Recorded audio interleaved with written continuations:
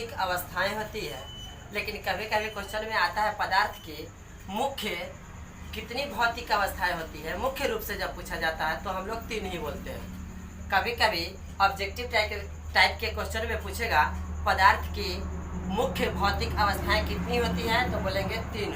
Option में 3 रहेगा, 3 चुनेंगे। कभी कभी 4 भी देता है और 5 भी देता है। जब 5 रहेगा तो 5 का चयन करेंगे, 5 नहीं रहेगा तब हम लोग 3 ही चुनेंगे। पदार्थ की भौतिक अवस्थाएं में हम लोग को देखना है मुख्य रूप से तो 3 ही होती है, ठोस, द्रव और गैस। ठोस, द्रव और गैस। ठोस में हम लोग को अच्छा से जानना है कि ठोस पदार्थ क्या होती है। ठोस पदार्थ की वह भौतिक अवस्थाएं हैं। ठोस पदार्थ की वह भौतिक अवस्थाएं होती है जिसका आकार और आयतन दोनों निश्चित होता है। उसे कहीं भी किसी भी स्थान पर रखा जाता है तो आकार में भी कोई परिवर्तन नहीं होता है और आयतन में भी कोई परिवर्तन नहीं होता। जिसका आकार और आयतन दोनों निश्चित होता है उसे ठोस पदार्थ कहा जाता है। एग्जाम्पल में हम लोग देखते हैं, इसके एग्जाम्पल में ठोस का एग्जाम्पल होता है ईंट हो जाएगा, लकड़ी हो जाएगा, पत्थर हो जाएगा इत्यादि हो जाएगा। हम लोग लिख सकते हैं ईंटे से। इसके अलावा भी बहुत सारे ठोस पदार्थ हैं। तो ठोस पदार्थ की मुख्य रूप से हम लोग पहचान जो देखें, मुख्य पहचान ठोस की जो मुख्य पहचान है वह है कि इसका आकार और आयतन दोनों निश्चित होता है। ठोस पदार्थ है। एक और हम दूसरा एग्जाम्पल लेते हैं। इसे द्रव मान लिए, यह द्रव की वस्तु है, और एक तीसरा मान लिए यह गैस है। एक ही एग्जाम्पल में ठोस, द्रव, गैस तीनों का कुछ और मुख्य विशेषताएं जो गुण होगा सब क्लियर हो जाएगा। इसमें हमने क्या किया, इसे ठोस वस्तु मान लिए, इसे ठोस पदार्थ माने हैं। ठोस पदार्थ में अच्छा पदार्थ की जो विशेषताएं हम बताए थे आपको, जो सभी पदार्थों के लिए होता है, सभी पदार्थों में वह विशेषताएं होती है। उसमें पहली विशेषताएं बताए थे कि पदार्थ अत्यंत छोटे छोटे कणों से मिलकर बना है। याद है, पदार्थ अत्यंत छोटे छोटे कणों से मिलकर बना है। जितनी भी पदार्थ होती है वे सभी पदार्थ अत्यंत छोटे छोटे कणों से मिलकर बना हुआ है। अभी हम एक ठोस पदार्थ आपके सामने बना दें। बगल में एक द्रव पदार्थ बनाते हैं, यह भी छोटी छोटी कणों से मिलकर ही बना है। यह जो द्रव पदार्थ है यह भी छोटे छोटे कणों से ही मिलकर बना है। यह गैस पदार्थ है, यह भी छोटे छोटे कणों से मिलकर बना है। ध्यान देंगे, यह ठोस पदार्थ है, यह द्रव्य है और यह गैस है। इसमें देखें, तीनों में देखें कि यह छोटे छोटे कणों से मिलकर बना है। पदार्थ की विशेषताएं हैं कि पदार्थ छोटे छोटे कणों से मिलकर बना है। ठोस का भी यह विशेषता है, द्रव का भी और गैस का भी। सब में छोटा छोटा कण दिखाई देता है, लेकिन कुछ अंतर भी दिखाई देता है। ठोस पदार्थ जो है इसमें जो कण है, इसमें कणों की संख्या बहुत अधिक है, और अधिक कण होने के कारण यह जो ठोस पदार्थ है देखने से भी पता चलता है कि यह बहुत घना। इसमें छोटे छोटे कण जो है वो काफी अधिक मात्रा में, जिसके कारण यह घना। यह द्रव्य पदार्थ है, यह एग्जाम्पल है ठोस का, और यह हो जाएगा द्रव का, और यह है गैस का।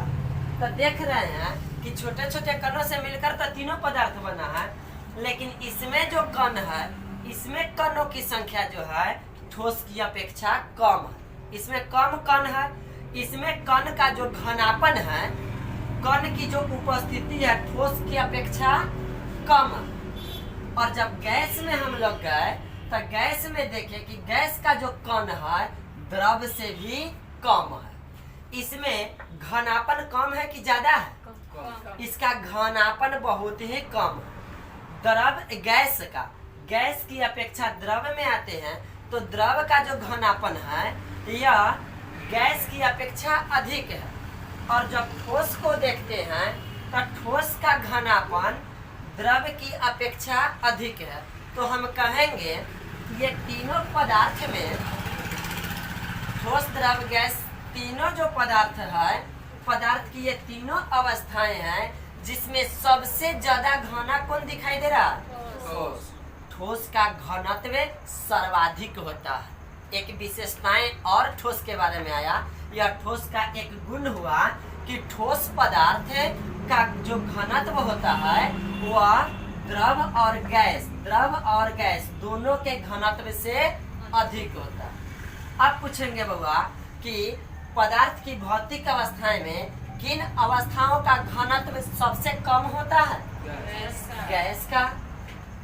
किन अवस्थाओं का घनत्व सबसे अधिक होता है? ठोस का।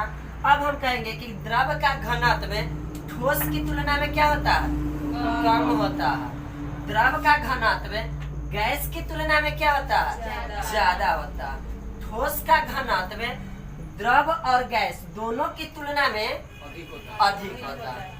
एक गुण तीनों के बारे में पता चल गया। तीनों के एक एक गुण को देख लिए। क्या? घनत्व। घना है, घनत्व इसको कहेंगे कि ठोस का घनत्व सर्वाधिक हुआ, गैस का घनत्व सबसे कम हुआ। द्रव का घनत्व गैस से अधिक लेकिन ठोस से कम। एक गुण क्लियर है। दूसरा गुण, इसके कणों के बीच में जो खाली खाली जगह है, ध्यान देंगे, ठोस पदार्थ के कणों के बीच में जो खाली जगह दिखाई देता है, कहीं कहीं जैसे यहाँ खाली है, यहाँ खाली है, यह बहुत ही कम है। रिक्त स्थान बहुत ही कम है। द्रव में देखते हैं तो द्रव के कणों के बीच रिक्त स्थान जो होता है वह ठोस की अपेक्षा ज्यादा है, इसमें ज्यादा स्थान खाली है। गैस में देखिए कि गैस के कणों के बीच जो रिक्त स्थान होता है ये द्रव से भी ज्यादा होता है। तो अब हम पूछेंगे कि रिक्त स्थान यानी कहेंगे कि कणों के बीच रिक्त स्थान जो होता है, खाली जगह होता है, वह सबसे ज्यादा किसमें है? खाली जगह गैस में। सबसे कम किसमें है? ठोस में। यहाँ से एक गुण पता चला कि ठोस पदार्थ के कणों के बीच अंतरा आणविक स्थान बहुत ही कम होता है। गैस पदार्थ की जो गैसीय अवस्था है, इस गैसीय अवस्था में देख रहे हैं कि अंतरा आणविक स्थान बहुत ही ज्यादा। अब एक बात और जानिए कि जिसमें अंतरा आणविक स्थान बहुत कम होगा, पदार्थ की एक विशेषता बताए हुए है कि पदार्थ के कण हमेशा क्या करता है? गति करता है। ये कण रुका हुआ नहीं है, सब गति में है। गति में है लेकिन सबसे ज्यादा गति इसका कण तेज गति से नच रहा है कि इसका कण कि इसका कण? गैस का कण अधिक तेज गति से नच रहा है। क्यों? इसको जगह बहुत है खाली, कहीं से कहीं किधरों में ही नच जाएगा, और ये जब भी नचेगा तो कोई ना कोई कण से टकराते रहेगा। अच्छा, कोई व्यक्ति गाड़ी से चलता है या पैदल ही चलता है, स्पीड में चलता है, कोई कण से टकराएगा तो उसका गति कमेगा कि गति बढ़ेगा? कमेगा। तो इसमें जो गति होता है, कणों की जो गति है, ठोस अवस्थाएं में जो कण है, इसके कणों की जो गति होती है सबसे कम होती है। सबसे कम बोले तो द्रव से भी कम और गैस से भी कम। तो सबसे कम कणों की जो गति होगी वह सबसे कम किसमें होगी? ठोस में। क्यों? इसका कारण क्या है? क्योंकि यह इसका घनत्व अधिक है और कणों का गति सबसे ज्यादा किसमें होगी? गैसीय अवस्था। क्यों? कारण क्या है? कारण है कि इसमें कणों के बीच रिक्त स्थान ज्यादा है, इसका घनत्व बहुत ही कम है। कम घना में कोई भी चीज तेज गति से चलेगा। बउआ, जब लोग गाड़ी चलाता है, जहाँ पर खूब जाम लगा हुआ है, पूरा घना है, वहाँ पर गाड़ी कितना स्पीड में चला सकता है? बहुत काफी स्पीड में चलाएगा ना? नहीं चलाएगा। घना है, जाम लगा हुआ, वहाँ पे आदमी कितना स्पीड में गाड़ी चलाएगा? एकदम धीरे धीरे। कभी ज्यादा बहुत ज्यादा घना होगा तो गाड़ी रुक जाएगा, उस समय गति में नहीं रहेगा। हाँ, वह गतिशील रहेगा, उसका कण गतिशील रहेगा, लेकिन गतिशील होते हुए भी उसमें गतिज ऊर्जा उत्पन्न नहीं होगी। गाड़ी जाम के कारण गाड़ी जो चल रही थी वह गाड़ी स्टार्ट रहेगा, गाड़ी वाइब्रेशन में रहेगा, लेकिन गाड़ी गति नहीं कर पाएगा।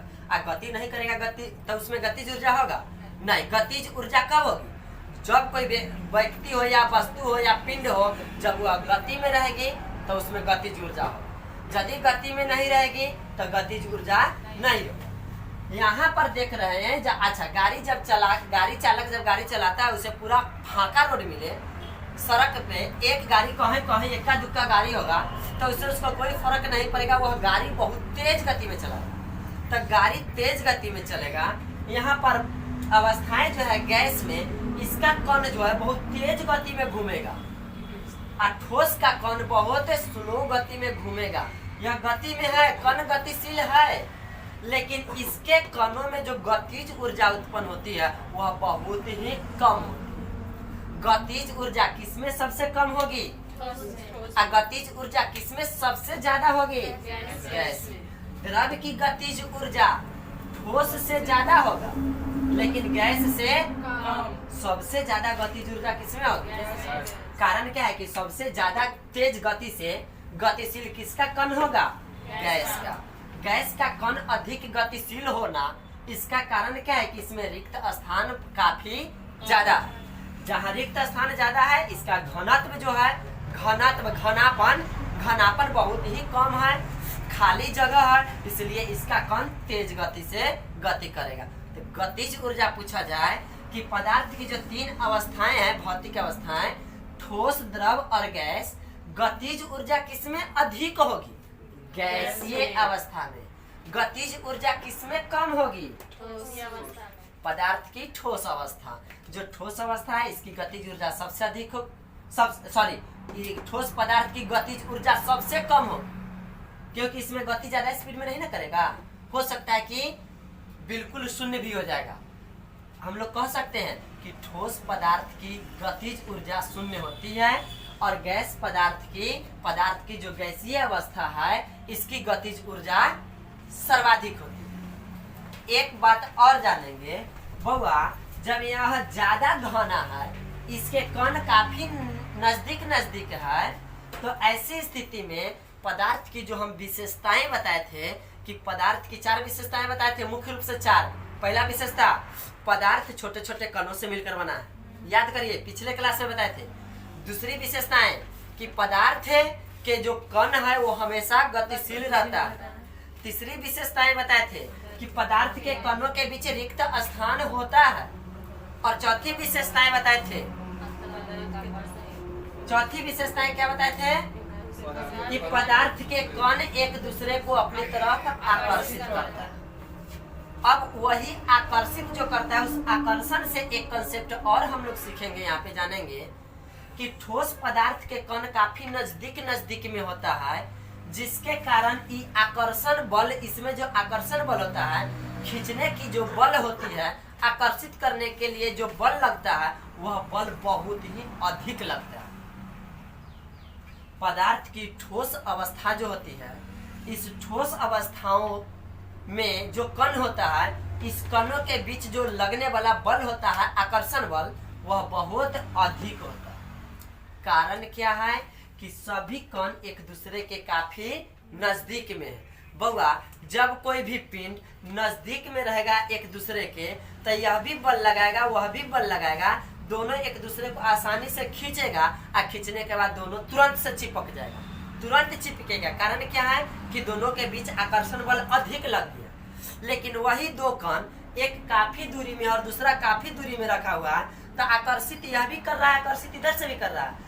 दोनों तरफ से दो पिंड है, एक पिंड को यहाँ रख दिया जाए, अच्छा इसको हम लोग चुंबक मान लेते हैं। चुंबक को तो देखते हैं ना खींच करके सटते हुए, एक चुंबक यहाँ है और एक चुंबक यहाँ है, दो चुंबक है, दोनों यह चाहेगा इसको खींचना और यह चाहेगा इसको खींचना, तो दोनों के बीच जो बल लगेगा आकर्षण बल, इसको अपनी तरफ इधर से ये खींच रहा है और इधर से यह खींच रहा है, दोनों का आकर्षण बल लगेगा, तो बल यहाँ पर बहुत अधिक लगेगा, दोनों का दोनों चुंबक एक दूसरे से आकर के क्या होगा, चिपक जाएगा, दोनों चुंबक एक दूसरे से तुरंत में सट जाएगा।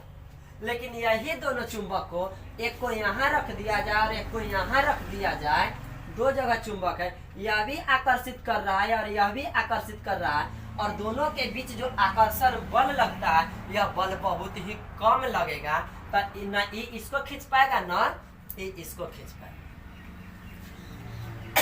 पदार्थ की जो चौथी विशेषताएं बताए थे, पदार्थ के कण हमेशा एक दूसरे को आकर्षित करते रहता, आकर्षित सब करते रहता, लेकिन जो नजदीक में है वो ज्यादा आकर्षित करेगा और जो दूरी में है वो कम आकर्षित करेगा। यहाँ से एक कंसेप्ट हुआ कि ठोस अवस्थाएं जो होती है, ठोस पदार्थ जो होता है, इसके कण जो होता है, इसके कणों के बीच लगने वाला आकर्षण बल जो खींचता है यह बहुत ही ज्यादा होगा। आकर्षण बल ज्यादा किसका होगा? ठोस का। कारण क्या है कि अणु बहुत एक दूसरे के, इसका जो कण है एक दूसरे के काफी नजदीक में है, लेकिन वही बात गैस में देखिए, एक कण यहाँ है और एक कण यहाँ है, यह इसको खींचेगा, यह इसको खींचेगा, दोनों के बीच लगने वाला जो आकर्षण बल होगा यह बहुत ही कम होगा। और यहाँ पर एक कण यहाँ है और दूसरा कण यहाँ है, ये दोनों खींचेगा तो यहाँ पर बल ज्यादा लगेगा। ठोस पदार्थ से एक कंसेप्ट अभी क्लियर हुआ कि ठोस पदार्थ में उसके अंतरा आणविक आकर्षण बल जो होगा, अणुओं के बीच जो आकर्षण बल होगा वह काफी अधिक होगा। मतलब क्या है कि गैस और द्रव ये दोनों के अपेक्षा इसमें आकर्षण बल ज्यादा होगा। आकर्षण बल किसमें ज्यादा होगा? किसमें सबसे कम होगा? गैस में। इससे हम लोग बहुत अच्छा से समझ गए ठोस, द्रव और गैस को। इससे कंपेयर करके ठोस के भी कई एक गुण जान गए, द्रव के भी गुण जाने और गैस के भी गुण जाने। यहाँ से कई एक कंसेप्ट क्लियर होगा। जैसे कि पहला एक कंसेप्ट है कणों के बीच अंतरा आणविक स्थान। कणों के बीच अंतरा आणविक स्थान, कणों के बीच अंतरा आणविक स्थान, कणों के बीच अंतरा आणविक स्थान सबसे ज्यादा किसमें है? कणों के बीच अंतरा आणविक स्थान सबसे ज्यादा किसमें है? रिक्त स्थान खाली गैस में ना। और सबसे कम पूछा जाए तो किसमें है? ठोस। एक कंसेप्ट यह क्लियर हो गया। दूसरा कंसेप्ट में देखते हैं घनत्व। घनत्व बताइए, सबसे ज्यादा किसका होगा? ठोस का। सबसे कम किसका हो जाएगा? गैस का।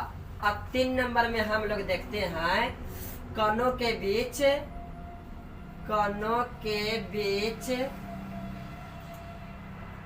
लगने वाला आकर्षण बल।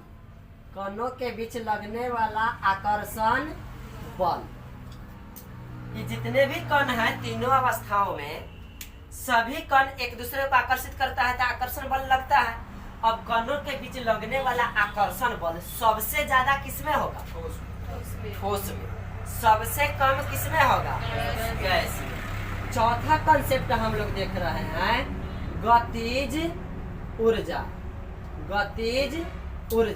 तो गतिज ऊर्जा सबसे ज्यादा किसमें होगा? गैस में, क्योंकि खाली है, ज्यादा स्पीड में यह कण नाचेगा। गतिज ऊर्जा सबसे अधिक किसमें हो जाएगा? गैस में। गतिज ऊर्जा सबसे कम देखा जाए तो, और जस्ट इसका उल्टा स्थितिज ऊर्जा होगा। बउआ इनमें तो गति ज्यादा तेज से होगा नहीं, तो ठोस की गतिज ऊर्जा 0 और स्थितिज ऊर्जा सबसे ज्यादा। ठोस की स्थितिज ऊर्जा सर्वाधिक। ठोस के लिए कहेंगे गतिज ऊर्जा 0, 9 के बराबर, बिल्कुल 0 के बराबर। गतिज ऊर्जा, ठोस की गतिज ऊर्जा 0, गैस की गतिज ऊर्जा सबसे ज्यादा, ठोस की स्थितिज ऊर्जा सबसे ज्यादा। गतिज ऊर्जा 0 होगा और स्थितिज ऊर्जा सर्वाधिक होगा। ठोस, द्रव और गैस से 4 कंसेप्ट हम लोग को बहुत बढ़िया से क्लियर हो गया। और कुछ विशेष गुण होता है ठोस में, उसको भी हम लोग अभी देखेंगे। बउआ ठोस, यह ठोस पदार्थ है। मान लेते हैं कि मार्कर भी ठोस पदार्थ है, लकड़ी ठोस पदार्थ है, ईंट ठोस पदार्थ है, लोहा ठोस पदार्थ है। इतना कंसेप्ट, 4 कंसेप्ट जब क्लियर हो गया है तो अब हम लोग ठोस, द्रव और गैस से संबंधित कुछ और इसके महत्वपूर्ण गुण हैं, उस गुण को भी देखेंगे कि ठोस पदार्थ को जब गर्म किया जाएगा तो यह क्या होगा। ठोस पदार्थ, लोहा के एक टुकड़ा ले लेते हैं, उसको गर्म करेंगे तो धीरे धीरे पिघलना शुरू होगा। लेकिन बहुत गर्म होगा, बहुत अधिक उष्मा उसे मिलेगा, तब वह पिघलेगा। और जब पिघल जाए उसके बाद भी उसे अधिक उष्मा और अधिक उष्मा मिलते रहे और अधिक गर्म किया जाए तो वह द्रव बनने के बाद फिर से क्या हो जाएगा, वाष्पन की क्रिया उसमें शुरू होगा, वह वाष्पित होना शुरू होगा, मतलब बदलेगा क्या चीज में, गैस में। तो ठोस पदार्थ ही द्रव बनता है और द्रव बनने के बाद गैस बनता है। अब ठोस पदार्थ को जब गर्म किया जाता है द्रव बनाने के लिए, तो उसको गर्म करने के लिए, द्रव बनाने के लिए कम उष्मा की जरूरत होगा कि अधिक उष्मा की? अधिक उष्मा की। बहुत अधिक उष्मा मिलेगा, बहुत अधिक ताप मिलेगा, तब जाकर के वह ठोस क्या होगा, द्रव में पिघलेगा। द्रव में क्या हो जाएगा, पिघलेगा, वह द्रव बनना शुरू होगा ठोस। अब सुनिए, तो ठोस के लिए एक और विशेष इसका एक और गुण आया। 4 गो तो यह गुण हम लोग देख लिए ठोस से संबंधित। अब 5वां गुण ठोस का देखेंगे कि ठोस पदार्थ का गलनांक जो होता है, गलनांक कम ताप पर गल जाएगा कि अधिक ताप पर? और जब अधिक ताप पर गलेगा तो फिर उसको वाष्पित करने के लिए, खौलाने के लिए, क्वथित होने के लिए, क्वथन होने के लिए और उष्मा अधिक चाहिए ना। ठोस पदार्थ का गलनांक और क्वथनांक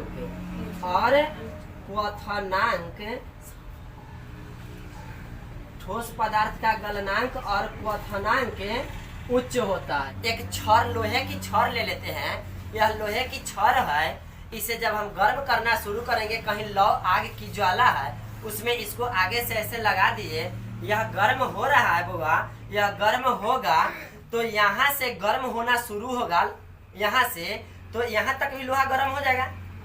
यहाँ आग लगाएंगे लोहा में, आगे लोहा के अगले सिरा में आग लगाएंगे, इसमें इसके अगले सिरा में उष्मा प्रवाहित करेंगे तो यह धीरे धीरे यह उष्मा प्रवाहित होकर के यहाँ तक आएगा, यहाँ तक आएगा। तो इस ठोस पदार्थ में उष्मा का जो संचरण होता है, जो उष्मा का संवहन होता है, इसमें जो उष्मा आता है, यह उष्मा के आने की विधि है चालन विधि। एक ठोस का गुण है कि ठोस पदार्थ में उष्मा का संवहन किस विधि द्वारा होता है, चालन विधि द्वारा होता है। चालन विधि क्या हुआ, चालन का मतलब हो गया चल के आना। यहाँ उष्मा लगा तो यहाँ से धीरे धीरे चलते चलते चलते चलते चलते चलते यहाँ तक। अच्छा, लकड़ी ठोस है ना, लकड़ी ठोस है ना, लकड़ी को इतना बड़ा डंडा लेकर के हम लोग उसको क्या करेंगे, इतना बड़ा डंडा को जलाएंगे तो जहाँ जलेगा वहीं पर ना उष्मा रहेगा। वहाँ धीरे धीरे वह लकड़ी गर्म होते हुए पीछे की तरफ आएगा, लेकिन धीरे धीरे आएगा, चलते आएगा, वहां से उष्मा चलते हुए पीछे की तरफ आएगा। ऐसा नहीं कि बड़ा सा लकड़ी का डंडा है, यहाँ जल रहा है और यहाँ पर हम लोग का हाथ जल रहा है, नहीं, इसमें धीरे धीरे उष्मा चल के आएगा। कैसे आएगा उष्मा, ठोस में उष्मा कैसे आगे की ओर बढ़ती है, चल के। ठोस में ताप यानी कि उष्मा का जो संवहन होता है वह चालन विधि द्वारा होता है। 4 कंसेप्ट के बाद 5 कंसेप्ट और छठा में ठोस। यह सब ठोस से संबंधित, द्रव से संबंधित, गैस से संबंधित उसका गुण बता रहा है। ठोस का गुण क्या क्या होता है। ठोस पदार्थ में उष्मा, ठोस पदार्थ में उष्मा का संवहन किस विधि द्वारा होता है, संवहन नहीं लिखेंगे, संचारण लिखेंगे, संचारण चालन विधि द्वारा होता है। किस विधि द्वारा होता है, चालन विधि द्वारा होता है। ठोस पदार्थ में उष्मा का संचरण किस विधि द्वारा होता है, किस विधि द्वारा होता है, ठोस पदार्थ में उष्मा का संचरण चालन विधि द्वारा होता है। ठोस पदार्थ में उष्मा का संचरण चालन विधि द्वारा होता है। और इसके आगे ठोस का और गुण है कि ठोस जो पदार्थ होता है बुआ, ठोस पदार्थ की बीमा निश्चित होती है। ठोस पदार्थ की बीमा निश्चित होती है। ठोस पदार्थ की बीमा निश्चित होती है। ध्यान से, सभी ठोस के गुण बता रहे हैं। ठोस पदार्थ की बीमा निश्चित होती है। ठोस पदार्थ की बीमा निश्चित होती है।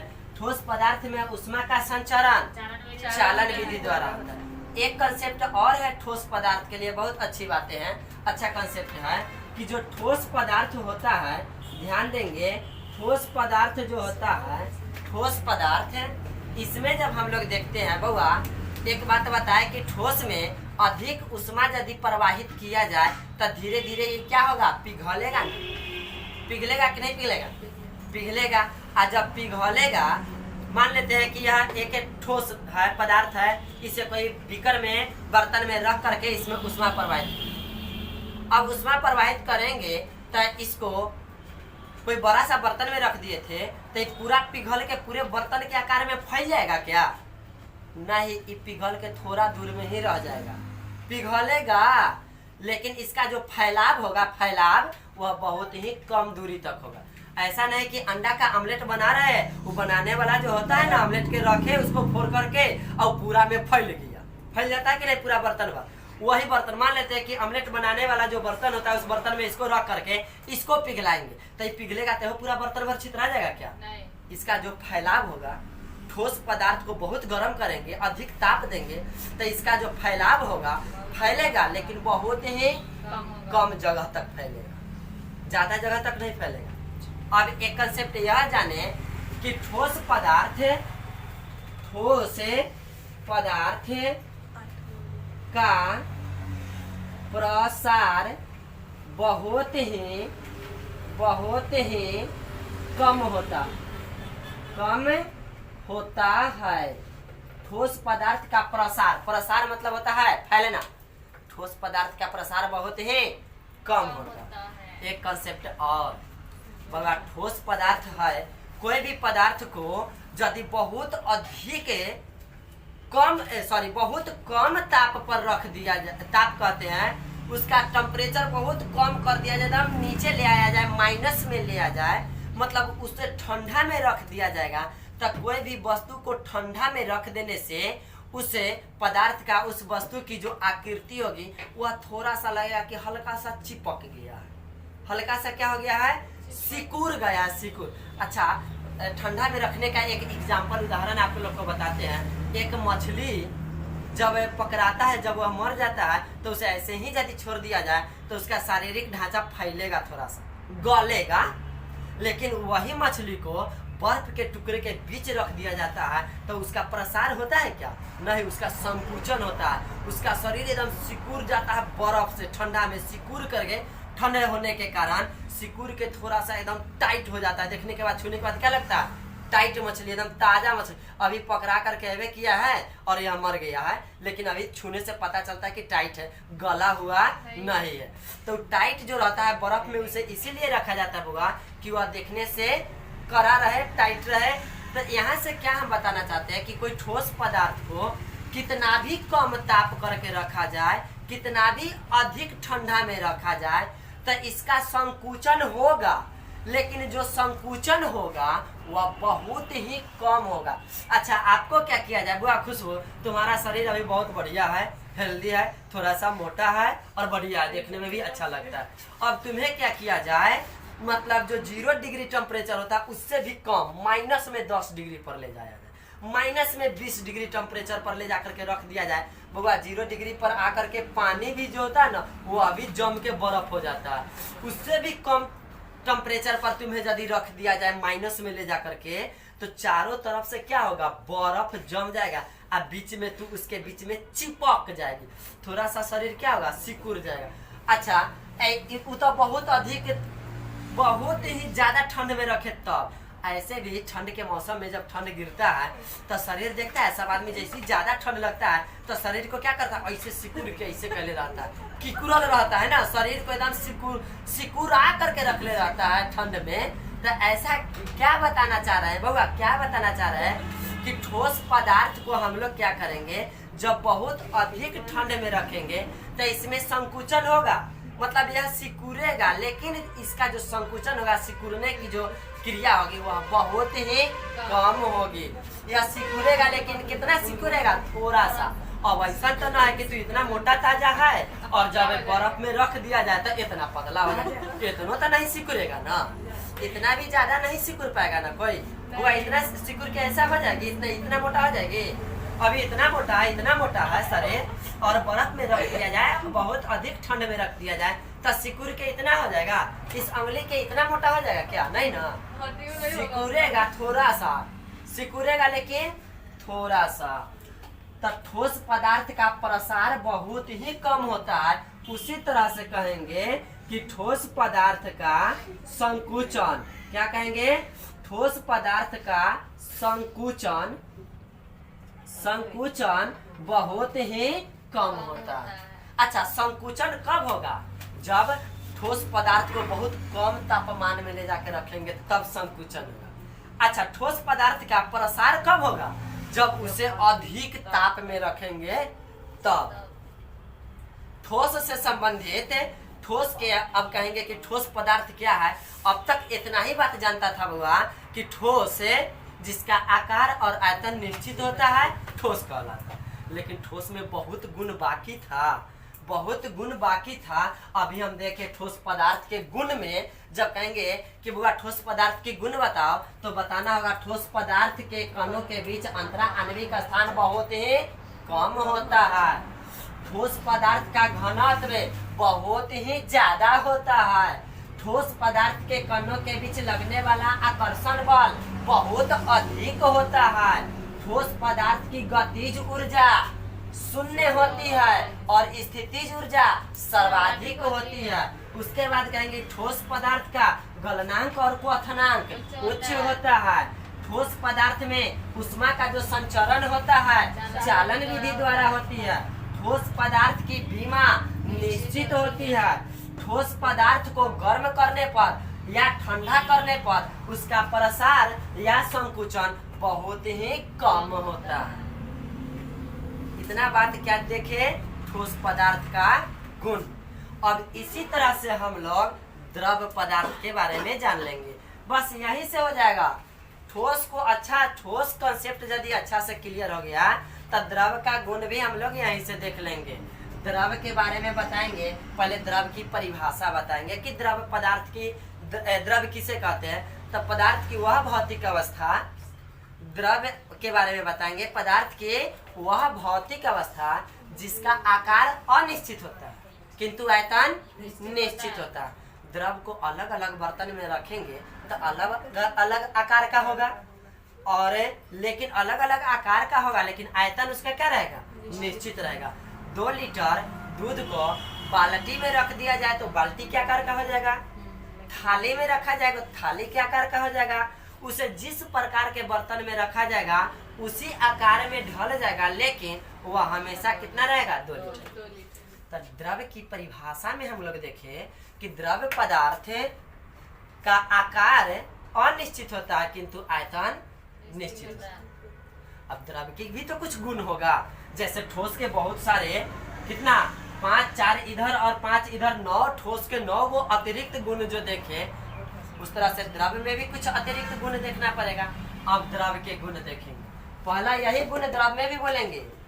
द्रव के कणों के बीच अंतरा आणविक स्थान जो होता है, जो रिक्त स्थान होता है, ठोस की अपेक्षा अधिक होता है और गैस की अपेक्षा कम होता है।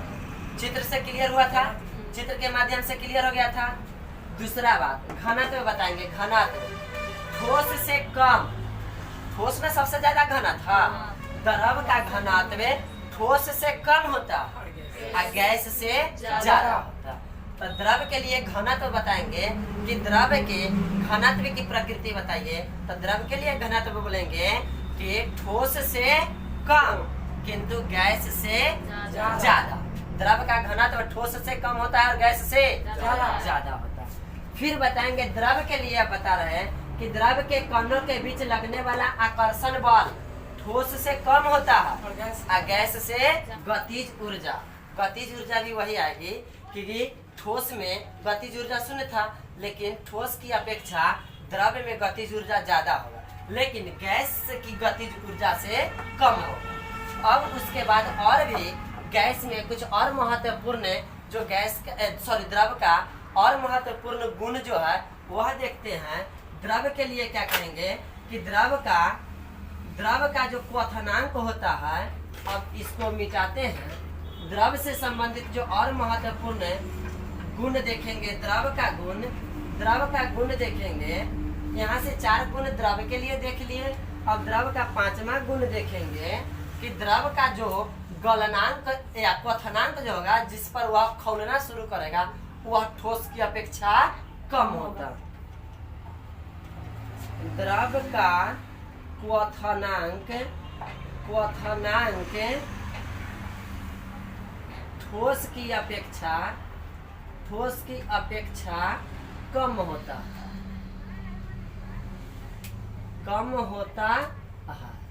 और द्रव के बारे में क्या देखेंगे? द्रव का अगला गुण देखेंगे। द्रव का अगला गुण देखेंगे कि द्रव में तरलता का गुण होता है। द्रव में तरलता का गुण होता है। तरलता का गुण होता है। तरलता के गुण द्रव में होता है और यही तरलता के गुण के कारण द्रव क्या होती है? द्रव में बहाव की प्रवृत्ति होती है। द्रव में बहता है ना, द्रव का कहीं रख देते हैं, गिर जाता है तो वह एक ही जगह सीधा रहता है, खड़ा रहता है कि वह बहने लगता है, द्रव बहने लगता है। अच्छा, ठोस में यह बात होता है क्या? ठोस में बहाव की प्रवृत्ति होता है? ठोस बहता है? ठोस तो जहाँ जिस अवस्था में रखेंगे उस अवस्था में, जैसे रखेंगे उस स्थिति में रहेगा। लेकिन द्रव को हम लोग एक स्थिति में कोई बीकर में ही रख सकते हैं, नहीं तो ऐसे यदि रख देंगे तो वह बहने लगेगा। तो द्रव में तरलता का गुण होता है। यही तरलता के गुण के कारण द्रव में बहने की प्रवृत्ति होती है, द्रव में जमने की प्रवृत्ति होती है और द्रव में वाष्पन की भी प्रवृत्ति होती है। द्रव में वाष्पन होती है कि ना? द्रव वाष्प बन करके ऊपर की ओर उठता है ना। वाष्पन की क्रिया किसमें होती है? ठोस में कि द्रव में? द्रव में कहेंगे वाष्पन की क्रिया होती है। कौन जमता है? द्रव जमता है। बहने की प्रवृत्ति किसमें होती है? द्रव में बहने की प्रवृत्ति होती है। द्रव बहता है। द्रव बहता है किस गुण के कारण? तरलता के गुण के कारण। द्रव में तरलता का गुण होता है जिसके कारण उसमें बहने की प्रवृत्ति होती है। आगे देखेंगे द्रव के और गुण देखेंगे हम लोग। तो द्रव के अगला गुण देखेंगे कि द्रव में उष्मा जो भंडारित होती है, उष्मा का जो संचरण होता है, संचरण जो होता है यह संवहन विधि द्वारा होता है। संवहन विधि द्वारा होता है। किस विधि द्वारा होता है? संवहन विधि द्वारा होता है। द्रव में उष्मा का संचरण किस विधि द्वारा होता है? संवहन विधि द्वारा होता है। द्रव में उष्मा का संचरण किस विधि द्वारा होता है? संवहन विधि। होगा, संवहन विधि को जान लीजिए। संवहन विधि में क्या है? संवहन विधि क्या होती है, किसे कहते हैं? अभी थोड़ा देर पहले बताया ठोस में कि ठोस में जो उष्मा का संचरण हुआ था किस विधि द्वारा? चालन। मतलब यहाँ गर्म किया जा रहा था तो धीरे धीरे धीरे धीरे चलते चलते वह यहाँ तक गर्म होता था। लेकिन द्रव को जब गर्म किया जाता है, बउआ तू लोग भात बनाती हो ना, भात बनाती है, जब द्रव को भात बनाने के लिए पानी को गर्म किया जाता है तो नीचे से जब उष्मा भंडारित होती है, उसमें प्रवाहित होती है, तो पानी हम लोग देखते हैं गर्म हुआ कि नहीं। नीचे हाथ ले जाकर के बर्तन के नीचे के ऊपर से देख लेते हैं, ऊपर से देख लेते हैं पानी गर्म होना। उष्मा तो नीचे होता है, पानी ऊपर गर्म हो रहा। कैसे? उसमें संवहन की क्रिया होती है। संवहन की क्रिया कैसे होती है? पानी जो होता है, पानी, इस पानी जैसे कि यह पानी है बुआ, एक बर्तन में यह पानी है, ध्यान से समझेंगे। इस बर्तन में यह पानी है और इसमें यदि ज्वाला यहाँ से भंडारित किया जाए, ज्वाला इस तरह से यदि इसमें ज्वाला दिया जाए और यह जब गर्म होगा तो नीचे का जो पानी होगा थोड़ा सा गर्म होकर के यह क्या करेगा? ऐसे ऐसे करके ऊपर की तरफ भागेगा और ऊपर जब जाएगा तो ऊपर के यह पानी को क्या करेगा? धक्का देगा। तो यह पानी, ऊपर का ठंडा पानी नीचे की तरफ आएगा, ऊपर का ठंडा पानी नीचे की तरफ आएगा और नीचे से गर्म पानी ऊपर की तरफ जाएगा। यह इस तरह से होते रहता है। नीचे से गर्म होकर के ऊपर जाएगा और ऊपर वाला के ठंडा वाला को नीचे भेजेगा। यही क्रिया होती है, क्या चीज? संवहन की क्रिया। नीचे की पानी ऊपर गया, ऊपर के पानी नीचे, या फिर नीचे से ऊपर और ऊपर से नीचे, इस तरह से पानी गर्म होता है। अभी बताया कि द्रव में उष्मा का जो संचरण हुआ, यह उष्मा जब प्रवाहित किया जाता है, उष्मा का संचरण, पानी ऐसा नहीं ना कि यहीं तक गर्म होकर रह जाएगा, पानी यहाँ वाला भी गर्म होगा ना। तो उष्मा यहाँ से उष्मा यहाँ तक किस विधि द्वारा पहुंचा? संवहन विधि द्वारा। बहुत बढ़िया कंसेप्ट है, याद कर लेंगे। ठोस में जो उष्मा का संचरण हुआ था चालन विधि द्वारा हुआ था। द्रव में जो उष्मा का संचरण है यह संवहन विधि द्वारा हुआ। अब द्रव के जैसा ही गैस में भी हम लोग आएंगे। गैस में भी उष्मा का संचरण किसी विधि द्वारा होता है। किस विधि द्वारा? संवहन विधि द्वारा। अभी द्रव के बारे में एक और बात देखेंगे कि द्रव जो होता है संपीडय होता है। ठोस में इस बात को बताना भूल गए थे, ठोस असंपीडय होता है। ठोस के गुण में हालांकि पीडीएफ जो आप लोग को मिला है उसमें सारा गुण लिखाया गया है, बस समझाना छूट गया था, भूल गए थे। ठोस असंपीडय होता है, लेकिन द्रव और गैस दोनों का दोनों संपीडय होता है। अभी हम लोग लिखेंगे द्रव का अगला गुण में हम लिखेंगे कि द्रव जो होता है द्रव संपीडय होता है, संपीडय होता है। अब द्रव में संपीडय का गुण होता है। अब इसको जानिए कि संपीडय का गुण क्या? संपीडय का मतलब क्या हुआ बउआ? द्रव में यदि दाब डाला जाए तो उसके आकार में परिवर्तन होगा कि नहीं होगा? आकार में परिवर्तन होगा। जैसे कि एक बीकर में हम लोग पानी रखे हुए हैं, उसमें दाब डालेंगे, हाथ ऐसे डालेंगे तो हाथ हम लोग का अंदर जाएगा ना, और उस पानी के आकार में थोड़ा परिवर्तन होगा कि नहीं? तो यही हुआ संपीडय। संपीडय का मतलब दाब डालने पर उसके आकार में परिवर्तन हो। लेकिन ठोस में यदि दाब डाला जाता है तो उसके आकार में कोई परिवर्तन नहीं होता है। हम लोग कहेंगे क्या कि ठोस असंपीडय होता है, द्रव संपीडय होता है, लेकिन गैस से कम संपीडय होता है। सबसे ज्यादा संपीडय गैस होता है। बुआ एक बाल्टी पानी लेकर के उसमें हाथ ऐसे डालेंगे, हाथ जाएगा हम लोग का अंदर, लेकिन थोड़ा अवरोध उत्पन्न होगा, थोड़ा सा रुकावट लगेगा ना हाथ पे, तब ना ताकत लगाएंगे, दाब देंगे तो जाएगा, लेकिन उतना स्पीड में नहीं जाएगा कि एक खाली बाल्टी ले लिया जाए और एक पानी से भरा हुआ बाल्टी ले लिया जाए और दोनों में हाथ डालेंगे तो खाली बाल्टी में तुरंत हाथ नीचे चला गया कि नहीं? गैस से बाल्टी खाली था नहीं, गैस से भरा हुआ था, और एक बाल्टी द्रव से भरा हुआ था। तो गैस अधिक संपीडय है, उसमें हाथ डालेंगे, दाब डालेंगे तो बहुत नीचे, जैसे चाहेंगे तैसे उसमें हाथ बाल्टी में डाल कर खूब नचाएंगे, वो खूब बहुत ज्यादा संपीडय होता है। लेकिन द्रव कम संपीडय होता है, और ठोस थोड़ा भी संपीडय नहीं होता है, वो एकदम असंपीडय होता है। हम लोग के अभी सामने बोर्ड है, हम चाह रहे हैं इसमें उंगली ऐसे घुसा देना, उंगली घुसेगा? ये दब रहा है नहीं ना, ये ठोस है। इसमें कितना भी दाब डालेंगे हम लोग का उंगली अंदर नहीं जाएगा, लेकिन द्रव कहीं रहेगा, उसमें उंगली डालेंगे तो द्रव का अंदर उंगली जाएगा कि नहीं जाएगा? गैस जहाँ है मतलब खाली चीज है, गैस से भरा हुआ, उसमें उंगली डालेंगे तो और आसानी से तुरंत चला जाएगा। तो हम लोग देख लिए संपीडय का गुण भी देख लिए कि द्रव में संपीडय का गुण होता है, लेकिन इसमें जो संपीडय का गुण होता है यह गैस से कम होता है और ठोस से ज्यादा होता है। ठोस में तो बिल्कुल संपीडय न के बराबर। क्लियर?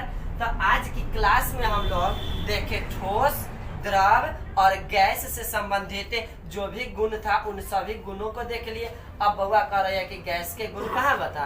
गैस का गुण, गैस के तो समझाते आ रहे हैं कि अंतराण्विक स्थान गैस में, अंतराण्विक स्थान सबसे ज्यादा होता है ना, घनत्व सबसे कम, गैस का घनत्व सबसे कम, गैस के कणों के बीच लगने वाला आकर्षण बल बहुत ही कम, सबसे कम। उसके बाद गैस की गतिज ऊर्जा सबसे अधिक, स्थितिज ऊर्जा गैस की शून्य होती है। इतना बात जान गए। अब गैस में भी उष्मा का संचरण होगा संवहन विधि द्वारा। उसके बाद गैस भी संपीडय होता है। और बताए, हाँ, गैस में तरलता का गुण गैस में भी होता है, गैस भी बहता है। गैस को बहते हुए देखें ना, गैस ऐसे हवा हुआ है ये सब ना। अच्छा, गैस के लिए एक बात और जान लेते हैं। गैस के लिए, गैस जब सिलेंडर में जब रहता है गैस, तो वहां पर द्रवीभूत करके उसे द्रव के रूप में बना करके रखा जाता है ना सिलेंडर के अंदर।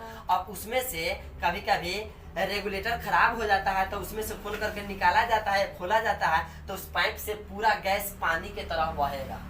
वो गैस ना है, पानी के तरफ बहता है उसमें भी बहने की प्रवृत्ति होती है, गैस भी तरलता होता है। और गैस के बारे में एक बात बताएं कि गैस में क्या होती है।